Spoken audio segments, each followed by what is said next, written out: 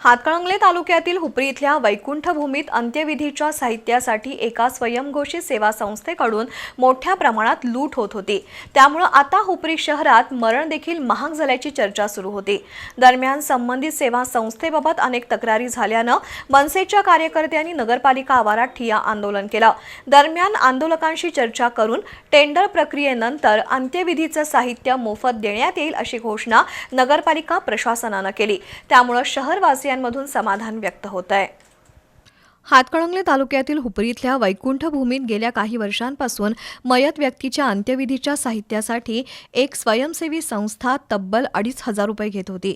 याबाबत शहरवासियांमधून अनेक तक्रारी होत होत्या। शहरवासियांमधून मोठ्या प्रमाणात संताप व्यक्त होत असल्यामुळे मनसेचे तालुका अध्यक्ष दौलतराव पाटील आणि पृथ्वीराज पाटील यांच्या नेतृत्वाखाली मनसेच्या कार्यकर्त्यांनी निवेदन देऊन अंत्यविधीचं साहित्य मोफत देण्याची मागणी केली होती। या मागणीकडे लक्ष वेधण्यासाठी आज मनसेच्या कार्यकर्त्यांनी नगरपालिका आवारात ठिय्या आंदोलन केलं। दरम्यान आंदोलकांशी चर्चा झाल्यानंतर शहरातील मयतांच्या अंत्यविधीसाठी लागणाऱ्या साहित्याची निविदा प्रक्रिया राबवली जाईल आणि त्यानंतर अंत्यविधीचं साहित्य मोफत देण्याची घोषणा नगरपालिका प्रशासनाने केली। त्यामुळे शहरवासियांनी समाधान व्यक्त केलंय।